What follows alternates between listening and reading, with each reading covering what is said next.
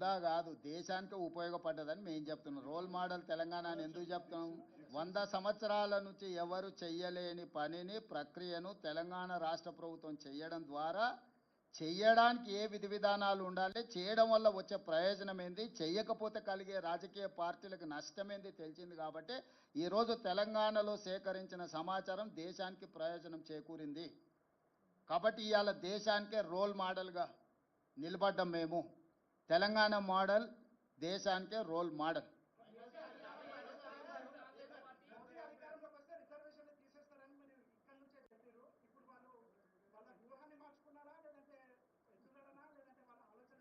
ఇప్పుడు సిద్ధు వాళ్ళు ఎందుకోసం చేస్తున్నారు అనే దానికంటే దీనివల్ల ప్రజల ప్రయోజనం ఏందో చూడాల్సిందే.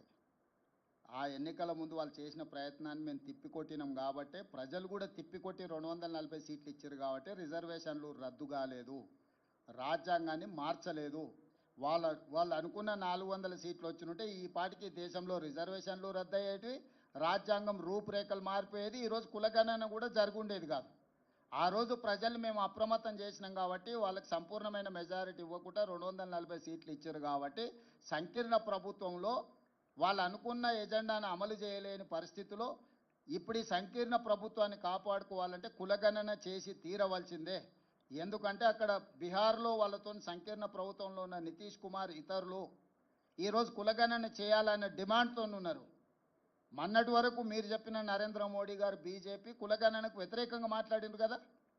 రాజ్నాథ్ సింగ్ గారు అఫీషియల్గానే చెప్పిండు, సుప్రీంకోర్టుకి చెప్పిండు మేము చెయ్యము అని, అఫిడవిటే ఇచ్చిండు. ఎందుకు మారింది?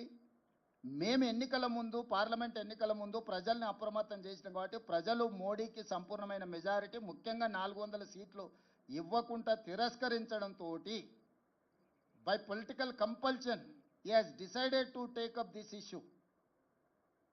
సో మేము ఏదైతే ప్రయత్నం చేసినామో రాహుల్ గాంధీ గారి భారత్ జోడో యాత్ర దేశ ప్రజలకు ఉపయోగపడ్డది. ప్రతిపక్షం, మేము పాలకపక్షం వస్తే నిర్ణయాలు చేస్తాం, ప్రతిపక్షంలో ఉంటే ప్రభుత్వాన్ని ఒత్తిడి చేస్తాం. ఇదే కదా ప్రజాస్వామిక స్ఫూర్తి. మా ఒత్తిడితోని ఈరోజు కేంద్ర ప్రభుత్వం ముందుకు వచ్చింది, అమలు చేస్తుంది.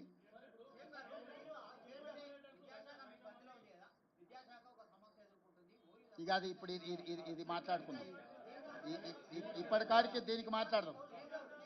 ఇక్కడ దేని విషయం మాట్లాడదాం.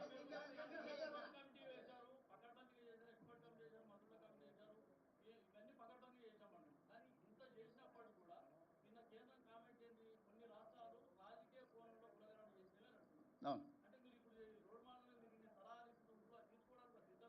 కొన్ని రాష్ట్రాలు అంటే బీహార్ లాంటి రాష్ట్రం వాళ్ళ ప్రభుత్వం ఉంది కదా, నితీష్ కుమార్ చేసిన దాన్ని కోర్టు తప్పు పట్టింది కదా.